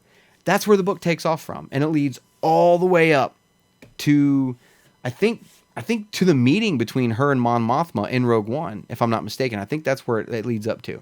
But it shows the path Jyn was on the whole time. How she got her training with Saw Gerrera. You know, when in Rogue One, when she's talking to Saw Gerrera about how you abandoned me. You know, you left me to die. That happens in this book. You see why she has no trust for Saw Gerrera, why she's so bitter towards him, cold towards him in Rogue One, why she's so, introverted and whatnot. Like, this book explains all of it. And it's actually a great character study on Jyn Erso. Some of the training Saw put her through was insane. And when he says she was already one of his most capable soldiers, when he left her, he's not wrong. And people started to realize who she was the real daughter of. Because at the time, Galen Erso was an Imperial sympathist. That's the story, right? So that's why he left her. He knew she could take care of herself, and he never came back for her. And it kind of explains some of the injuries he got, but not all of them. Because, in Rebels, he still doesn't have all of the injuries that we saw in Rogue One. So I'm still kind of interested to see what happened. Now, one thing about Saw Gerrera that I've said over the years was between Clone Wars, Rogue One, and this book, and there was something else I thought that Saw Gerrera was in. I think Catalyst. Every single iteration of Saw Gerrera we've seen has been a different Saw Gerrera. None of them really add up to what the rest of them are. And it's one of those things where, I mean, hell, Saw Gerrera in 3 different mediums has 3 different eye colors, too, for those of you that don't know. Saw Gerrera is apparently blue-eyed, green-eyed, and brown-eyed, depending on how old he is. So, but this Saw Gerrera really reminded me a lot of the Rogue One Saw Gerrera. And to be honest, this one kind of bridged the gap between Clone Wars Saw Gerrera and Rogue One, but more so the Rogue One version of him. So if you guys are a big fan of Jyn Erso, you want to know more about her, definitely check out this book, especially if you're, big into the women of Star Wars kind of thing. This is a great character study on Jyn Erso. You guys are absolutely going to love this. And to especially see, like I said, some of the training that she went through and some of the sacrifices she had to make and how she made it on her own and everything like that, you'll have a new appreciation for this character, I promise. Next on my list is another book by E.K. Johnston, who wrote Queen's Shadow. This is the novel Ahsoka. This is a novel I was really looking forward to. Buzzed through it in just 2 days. I couldn't put it down. This book takes place, it picks up, I think, a year after episode 3. And it's Ahsoka dealing with, the Jedi being gone, the Empire still rising. I think the first Empire Day is actually when this book picks up.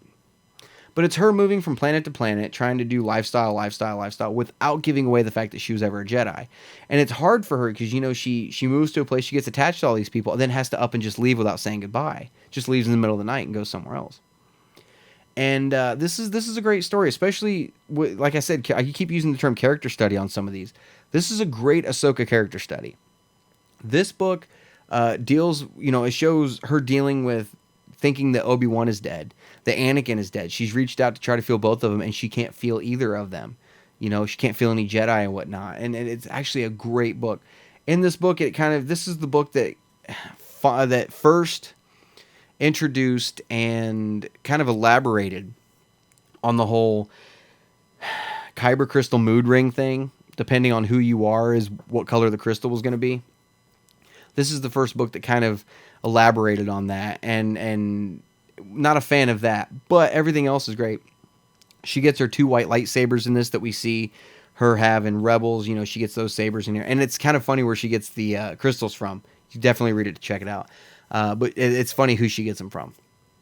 But if you really like the character Ahsoka, even if you don't like the character Ahsoka, you're probably really going to like this book. This is a fun novel to read.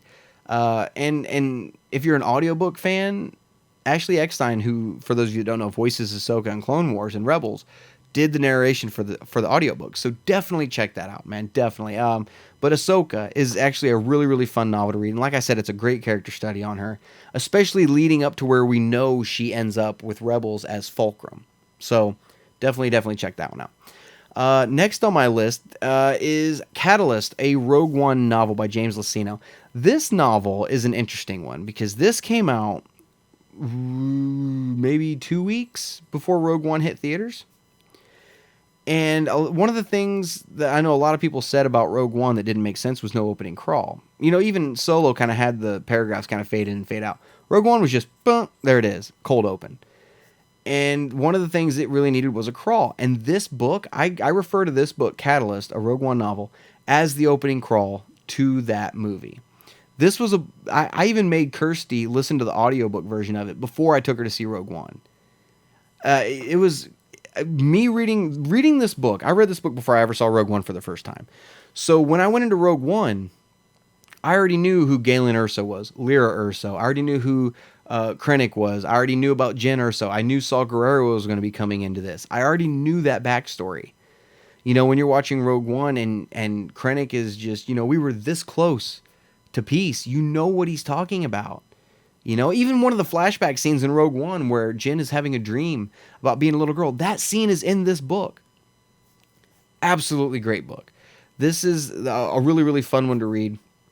Do you have to read it to know what's going on in Rogue One? Obviously not. But God, does it build on what you already know. At this point, I think everybody has seen Rogue One. If you're watching this video, you've seen Rogue One. If you haven't read this book, go back and read it and then rewatch Rogue One and see what you think. It's just, you might have a new appreciation for some of these characters, especially Lyra. Lyra was such an amazing character and catalyst. And there's a couple of little nuggets too, little Easter eggs that kind of got dropped in this book. And it's because of this book that I'm convinced that Starkiller Base was the planet Ilum that the Jedi were getting their kyber crystals from in Clone Wars. I'm convinced. I'm utterly and totally convinced the Starkiller Base was Ilum. At one point in this book, she goes by Ilum, and they're literally decoring the planet. They're pulling the core out of it. They're mining the planet itself, pulling the core of it out. So there's some seriously cool little connective tissue in this novel you guys have got to go check out. It's absolutely a great novel. Next on my list is another James Luceno book that kind of goes hand in hand with Tarkin, or with Catalyst, and it's the novel Tarkin. This was the second canon novel that was released in the new canon. Obviously, this takes place between episodes 3 and 4. That's pretty obvious. But what's interesting about this book is it gives a serious backstory on, you guessed it, Tarkin. Tarkin, you see how cold and calculating and evil he is, and cold-blooded in A New Hope. You see why with this book, with the way he was raised, the planet he was brought up on, the lifestyle he had to deal with, the way his summers were fucking spent. Like, Jesus Christ. I mean, this guy, it's a miracle he even survived as long as he did, to be honest. At one point, pretty early in the book, you know, his parents, he's getting ready to go on this summer-long hunt that he may not come back from. And he's sitting at the dinner table with his parents, and he asks his parents, he goes, "If I die, will you miss me?" And they say, "Yeah, we'll miss you. You wouldn't have been worthy of the Tarkin name, but we will miss you." That's cold. That's brutal, you know? And some of the things he was willing to do in this book, I mean, what you don't know, Tarkin's body is scarred horribly from the neck down. He's scarred, you know? So he's been through some shit. He's got an amazing origin story background. I didn't know any of this stuff existed when I was a kid. I mean, at the time it didn't, but I really didn't care for Tarkin that much as a character until I read this book. Holy shit, it'll give you an appreciation of the character. And this book kind of explains why he can boss Vader around the way he does in A New Hope. You know, when Vader's choking Admiral Mahdi, or not Mahdi. Was it Mahdi? No, I don't think it was Mahdi. I can't think of his name. One of the admirals. And Tarkin says, enough of this. Vader release him as you wish and lets him go. You get that mutual respect now, why they have that respect for each other. And that's later elaborated upon more in the comics, but with this novel alone, holy shit, this is a good book. And this book, I didn't want it to end. When I got to the end, it could have went on another 500 pages. I'd have kept going. It was so good. So, guys, you've got to check out Tarkin. This is one of my top novels. Everything from here on out are like top tier novels in my opinion. All right, everything. I just did Tarkin. Tarkin on, I had a hard time putting in any kind of order because I want to, these books are so good. It doesn't matter what order I reread them in. I'm going to enjoy all of them the same. So, Tarkin. Great book. Definitely go check it out. Next on my list is one that I've seen some people say they didn't care for that much, but for the most part, people have enjoyed, and it is Lords of the Sith by Paul S. Kemp. This was the 4th canon novel released in the new canon. It takes place soon after Episode 3, and I want to say it's a Vader Emperor story, but it's not. This is a Cham Syndulla Ryloth story. And this Vader and the Emperor are just there, you know, and this whole book is essentially a test for Vader. The Emperor is testing Vader this entire book. It's the Emperor's fuck games. You guys already know he likes fuck games. That's what this book is. And Cham Syndulla in this book is the protagonist. Vader and the Emperor are kind of the antagonist. But essentially what happens is Cham Syndulla finds out through his Free Ryloth movement intel that the Emperor is going to be coming to Ryloth with Vader, and they plan an assassination attempt on them. And some of the shit Vader does in this book is just stupidly gorgeous.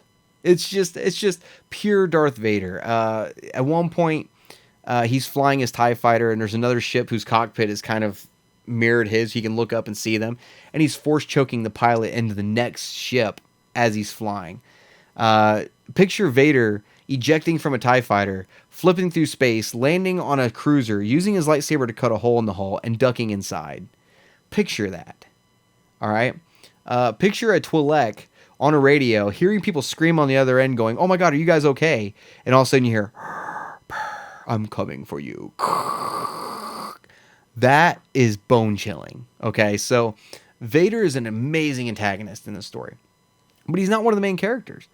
The Emperor, like I said, is testing Vader quite a bit, and one of my favorite parts in this book is a line of dialogue between the Emperor and Vader, and I've said it in other videos before, but if you guys haven't watched those videos, I'm not going to ruin it for you. Definitely read this book. This is an amazing book. The relationship between the Emperor and Vader in this is so perfectly done.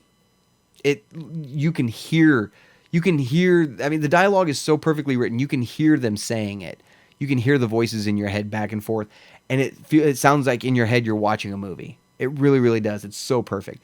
He got the relationship down between these two literally perfect. Perfect. Now, if they were to come out with, so Claudia Gray has done a novel called Master and Apprentice. If they were to come out with another Master and Apprentice book, but it was Vader and the Emperor, get Paul S. Kemp to write it, because it is that good. All right, so definitely check that one out. Speaking of Master and Apprentice, it is next on my list. This is a book by Claudia Gray, and it's ironic because this is the only Claudia Gray novel that is not in like the top 5, right? So this is, but I still enjoyed this book a hell of a lot more than I did some of the other stuff. This is an Obi-Wan and Qui-Gon novel. This takes place before The Phantom Menace. I think Obi-Wan was 17 in this book, so this is 7 years before Phantom Menace. And you find out kind of the backstory of Qui-Gon and Obi-Wan and how their relationship, how Obi-Wan's apprenticeship kind of started off kind of rocky. For those of you, I'm not going to give anything away about the end of the book, but at the beginning of it, Qui-Gon, you can read this right on the cover, so this isn't a spoiler. Qui-Gon is trying to teach Obi-Wan, and they're not having good communication skills. They're not really bonding a whole lot. Qui-Gon is more about the prophecies in ancient languages. Obi-Wan's more about following what the council says, and the council doesn't really focus on the old prophecies and everything. So these two kind of butt heads a little bit. And some of the tension kind of builds a little bit more, and Qui-Gon gets an invite to be on the Jedi Council. Interesting, right? Because the council, he disagrees with the council so much. But if he joins the council, he loses Obi-Wan as a Padawan. So the council kind of sees it as a win-win. They can give Obi-Wan to another master, and Qui-Gon gets to sit on the council, and it's kind of their excuse to do it, right? And to kind of see their relationship grow throughout this book and get to the point where we see him in episode 1 is amazing. It's an amazing thing to witness. It's absolutely great how these two come together and actually learn to work with one another and communicate with one another, come to understand each other. You know what I mean? So this is an amazing novel. Anything Claudia Gray, I'm drooling over. I'm sorry, but I bow down to the name of Claudia Gray at this point. This is an amazing novel, guys. This is the last novel that actually came out too. This one is on shelves right now. Go check this book out, guys. You got to go find this one. It's absolutely great. You guys are going to love it. And, and the other thing this book touches on quite a bit is this is immediately after Count Dooku leaves the Jedi Order. So you find out why he left the Order in this book as well. And you find out about Dooku and one of Dooku's other apprentices and Dooku's relationship with Qui-Gon and the way they got along in the first, few months of their apprenticeship. Like it's so interesting to read. It's absolutely meant. You guys got to go check out this book. Oh, and one of the other things, some of the prophecies in this book, they refer to certain prophecies. Obi-Wan will just be like, what about this one? And he'll read off a prophecy and you're like, shit, that's talking about Leia. Or you'll read one and be like, well, let's talk about Kylo Ren. There's prophecies in this book that have everything to do with the sequel trilogy. Definitely go check it out, guys. Amazing book, which, by the way, I do have an official review coming very, very soon on this YouTube channel. Definitely keep an eye out for that. The next book on my list, moving down, which I think, let me see how many more of these we got. 1, 2, 3, 4, 5, 6. This is number 7 on my list, moving towards number 1. So we're getting there, guys. I told you this is going to be a long episode. This novel is Battlefront 2 Inferno Squad by Christie Golden. And this was, like I said, the second Battlefront novel has nothing to do with the first Battlefront novel. You never have to pick up the first Battlefront novel to know what's going on in this one. It's an entirely separated story. Completely, it's its own thing. The only reason it's called Battlefront 2 is because it came out the same time as the video game Battlefront 2. That's the only reason. And it follows Inferno Squad, which, for those of you who have played the game Battlefront 2, that's the main group of characters you play as in the campaign. It's an Imperial Spec Ops team who is balls to bone loyal to the Emperor, to the Empire, believes in everything the Empire does. And it centers around Iden Versio, the leader of this group, who we know from Battlefront. And some of the things that these characters do to complete their missions almost seems like something out of an A-Team TV show. And I don't mean by building stuff. I mean by some of the lengths they go through to make people believe certain things about them. In order essentially what they're trying to do is they're trying to infiltrate a group of partisans and rebel sympathizers.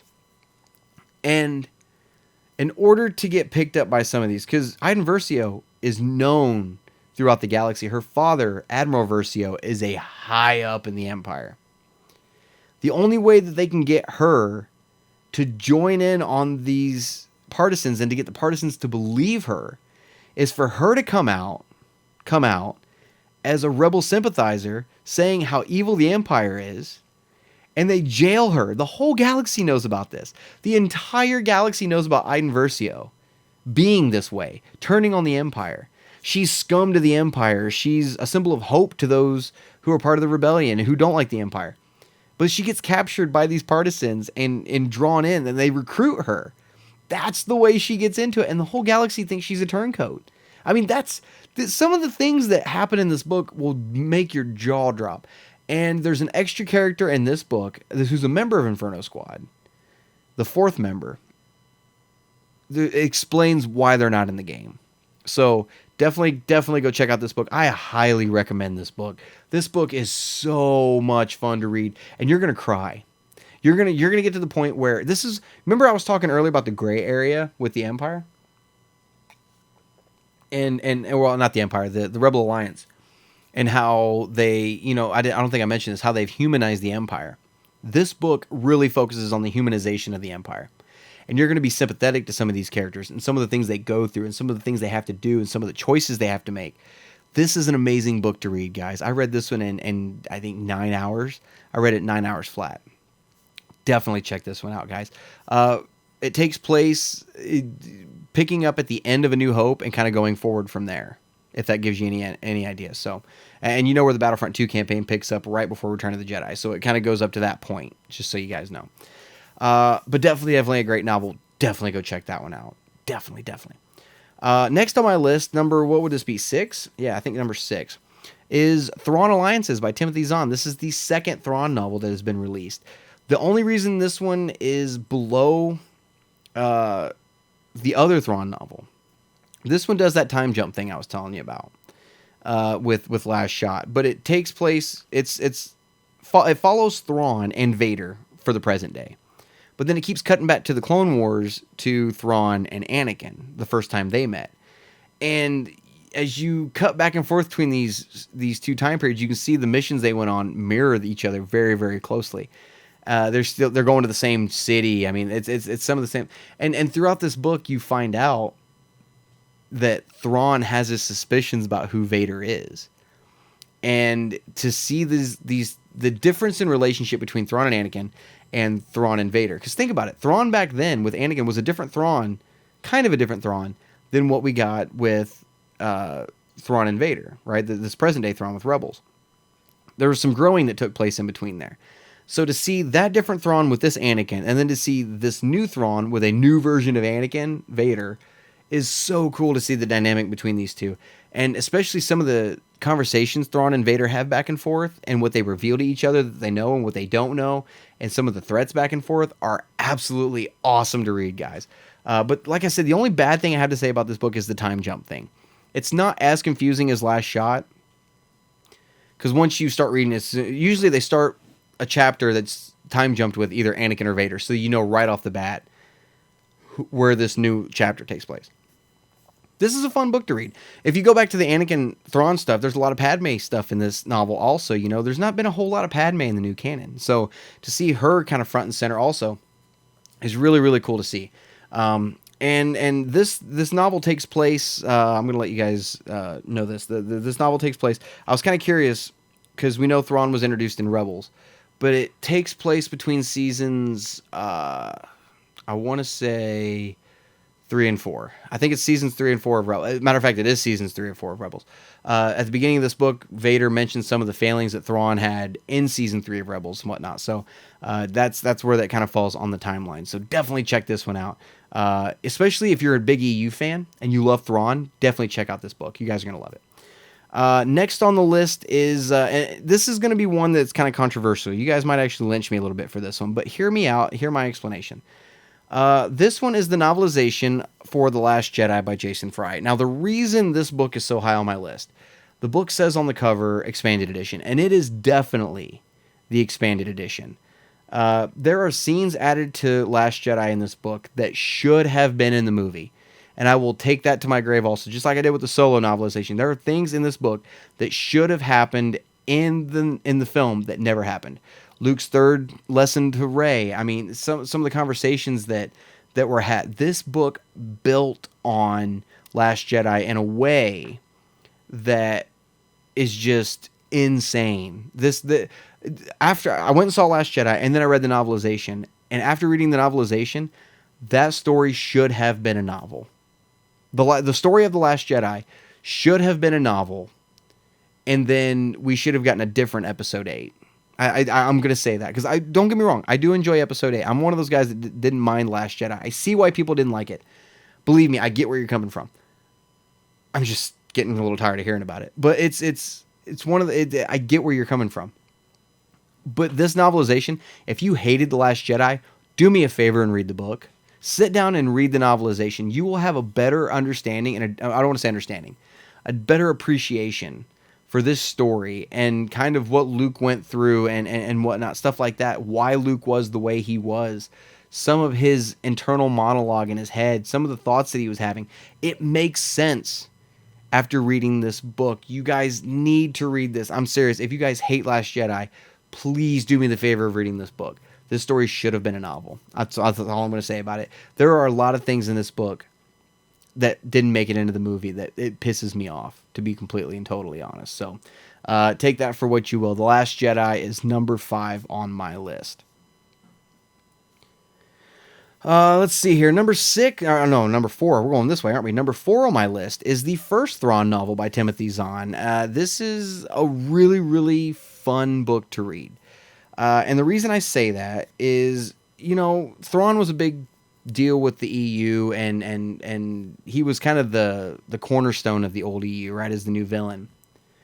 And when they brought him into the new canon, a lot of people were worried that he wasn't going to be the same as he was. Man, this novel just... it's the same Thrawn. They took Thrawn from the EU and dropped him right into Rebels.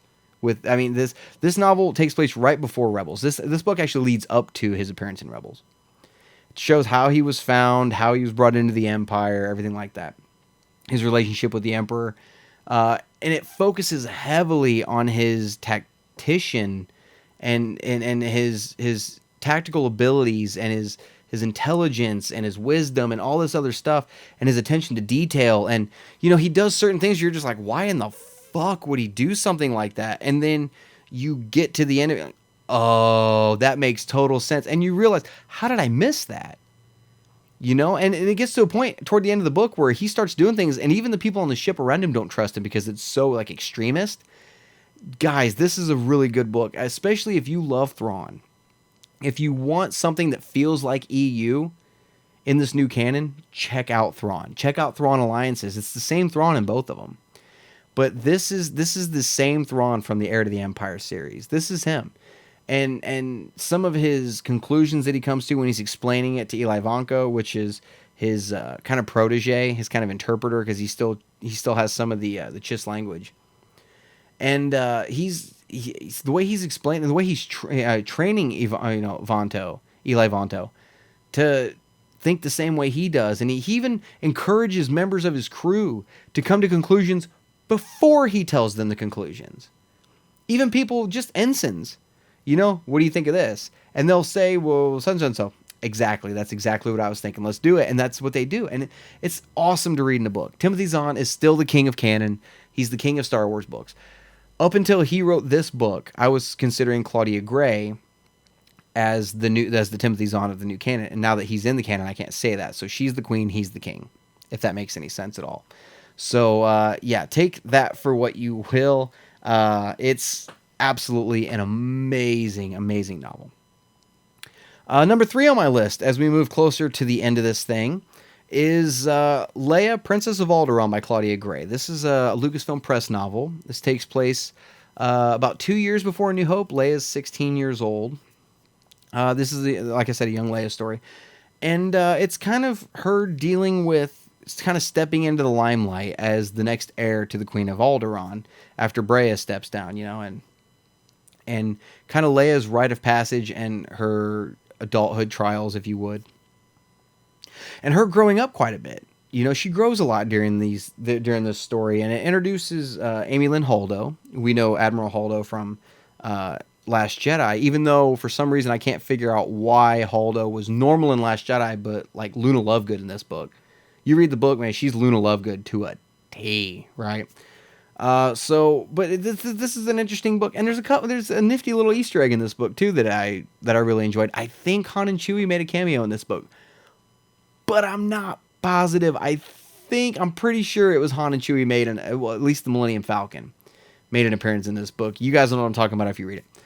But this book happens mainly on Alderaan, and this is Leia finding out about Bail being a part of the rebellion and her wanting to be a part of it, but he's thinking she's too young and all this other stuff. The planet Crate from The Last Jedi is introduced in this book. But young Leia is really, really interesting to read. This is, her relationship with some of the guards and whatnot, and how kind she was to everybody, and kind of her back history a little bit now of what she knows. At this point she doesn't know the whole story, obviously, but it's there. So I had a truck drive by. I don't know if you guys heard that or not. That's what I get for picking an office on this end of the house close to the highway. But anyway, this is an interesting book, and I will tell you guys right now, the last line of this book, it's a gut punch. The last line of this book is a gut punch because of where we know the story ends up going. This book at the end, Claudia Gray, she's like, "Oh, you guys like my story? Pfft, there you go." That's essentially what she does. So this is so high on my list. This is an amazing, amazing novel. You guys have got to check it out. Next on my list is also a Claudia Gray novel. I think those of you who have watched for long enough know what these next two are. And this next novel, number 2 on my list, is Bloodline by Claudia Gray. This takes place about 5 or 6 years before The Force Awakens.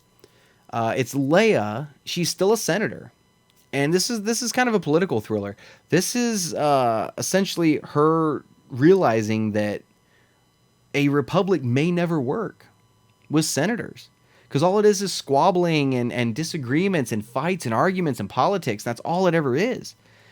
And this novel kind of shows her disenfranchisement with that and kind of her dealing with her past a little bit more. But I shouldn't say a little bit more. There's a point in this book. There's some seriously galaxy-shattering shit in this book. There's something in this book that should have been on a big screen somewhere. It needed to be on a big screen somewhere for everybody to experience, because this I'm trying to decide whether or not I want to tell you guys, because it's a huge plot twist in this book. It's not a plot twist, we knew, but it's this plot twist for the galaxy, and I honestly never even saw it coming. I'm not going to tell you guys what it is. You guys just got to read this book. Believe me when I tell you, this is what happens in this book changes the face of the galaxy and changes Leia in a lot of people's eyes. This changes Leia in a lot of people's eyes. So definitely check out Bloodline. Like I said, it's a political thriller. This is such an amazing book. And it's Star Wars politics done right. It's not, it's not prequel politics where you just get tired of hearing about it over and over and over and over and over again, and trade routes and dispute and all this other crap. No, this is Star Wars politics done correctly. That's all this is. So definitely check out Bloodline. All right, so the number 1 book on my list, the best Star Wars canon novel that has come out to date, is another book by Claudia Gray called Lost Stars. This is a Lucasfilm Press novel. For those of you who have read it, I guarantee this is high on your list. Lost Stars is a novel that spans the entire classic trilogy from the point of view of 2 other people that you never see in the film, but had pivotal roles in the background. And you kind of see the humanization of the Empire again, like what I mentioned earlier, and why some people become disenfranchised with it and join the rebellion. This is a love story, don't get me wrong, but it's not like an ooey gooey mushy love story. This is kind of a Romeo and Juliet story, but one of them is on the Empire. Well, they both start in the Empire, but one of them leaves the Empire and joins the Rebel Alliance. The other one stays in the Empire. And they try to keep their relationship going the entire time, through the entire Galactic Civil War. And somehow it works. But these characters, I'm not going to say which one is which one joins which side. But it's some of the things that these characters do are pivotal to the story. Like one of them is present in the room with the gunners in A New Hope when the escape pod jettisons with 3PO and R2 on it, and they're like, there goes another one, hold your fire, there's no life forms, they must short-circuited. One of them was sitting right next to them, just out of the shot. One of them was a pilot on Hoth, crowded around Leia, and one of them was trying to guide the TIE fighters through the asteroid field in Empire Strikes Back, chasing the Millennium Falcon and getting taken out one by one. One of them was the Imperial soldier that deactivated the hyperdrive on the Millennium Falcon during the Empire Strikes Back. Like these characters were so pivotal to so many things that happen, but you never even heard about them or saw them.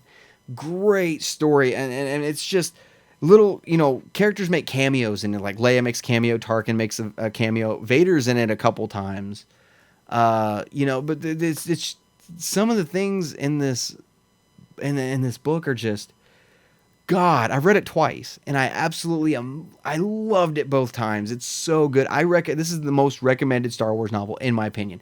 If you have never read a Star Wars book in your life, and you don't know where to start, pick up Lost Stars, because not only does it introduce you slowly to new characters along events along the classic trilogy that you already know and love, but it builds on everything, and it kind of gives you an idea of how everything can still kind of come together and how this canon can be cohesive. You know what I mean? I'm still waiting on a sequel to Lost Stars. They kind of left it open-ended for another one. If they come out tomorrow and say Claudia Gray's writing Lost Stars 2, I'm on it. I'm already drooling for a Lost Stars 2. So there you have it. That is my ranking of worst to first on the Star Wars canon novels. And guys, that was a long list. Look like we're already going on 2 hours. So I had a couple of mailbag questions I was going to answer this week, but I think I'm going to save them for next week. If you guys want to get a question on the Star Wars Canon podcast, you can email it to me at starwarscanonlibrary@gmail.com. Or if you're listening to this podcast on the Anchor app, you can send me a voice message on there now. And you can possibly hear your voice on the Star Wars Canon podcast asking a question. So thank you guys so much for tuning in this week. I sure appreciate it. If you're new to the podcast and you like what you hear, be sure to give me a follow on whatever app or site you're listening in on. If you're not listening on YouTube, make sure to check out the YouTube channel for upcoming reviews, interviews, reaction videos, and a video version of this podcast if you want to sit here and look at my ugly mug for 2 hours. As well as the Facebook page to stay up to date on what's going on with the Star Wars Canon podcast. Stay tuned, because in the next couple of weeks, I've got a huge announcement coming, and you guys are going to love this. I've been hard at work on a project for you guys. The patrons already know about it. I already kind of let them in on the secret. So if you guys want to know what I'm talking about, head on over to the Patreon account, show some support there, and you guys will be able to see the post talking about what I've got coming down the line. So definitely check that out also. And like I said, if you want to get a question on the podcast, you can send it to starwarscanonlibrary@gmail.com, or you can send a voice message through the Anchor app. But anyway, that should do it for this week. All of the links for the podcast will be found on different apps. Can be found on the description of this video. So guys, until next week, thank you so much for tuning in. This is Brian signing off, and may the Force be with you.